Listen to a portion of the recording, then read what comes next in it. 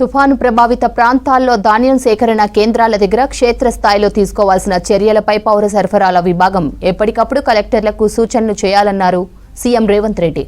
ధాన్యం సేకరణకు అత్యంత ప్రాధాన్యత ఇవ్వాలన్నారు. ప్రతి కొనుగోలు కేంద్రానికి మండల స్థాయి అధికారిని ప్రత్యేక అధికారిగా నియమించి బాధ్యతలు అప్పగించాలన్నారు.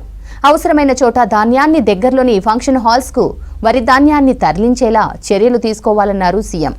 రాష్ట్రంలోని తుపాను ప్రభావిత ప్రాంతాలపై జిల్లాల కలెక్టర్లు ఉన్నతాధికారులతో సీఎం రేవంత్ వీడియో కాన్ఫరెన్స్ నిర్వహించారు. వివిధ పంటల నష్టంపై ఆరా తీస్తున్నారు సీఎం. ఈ కాన్ఫరెన్స్ కు ఉప ముఖ్యమంత్రి బట్టి విక్రమార్కతో పాటు మంత్రులు పొంగులేటి శ్రీనివాసరెడ్డి, తుమ్మల నాగేశ్వరరావు, పొన్నం ప్రభాకర్, ఉత్తమ్ కుమార్ రెడ్డి, కోమటిరెడ్డి వెంకటరెడ్డి, కొండా సురేఖ, వాకటి శ్రీహరి హాజరయ్యారు. డీజీపీ శివధర్ రెడ్డి, జిల్లాల కలెక్టర్లు వీడియో కాన్ఫరెన్స్ లో పాల్గొన్నారు.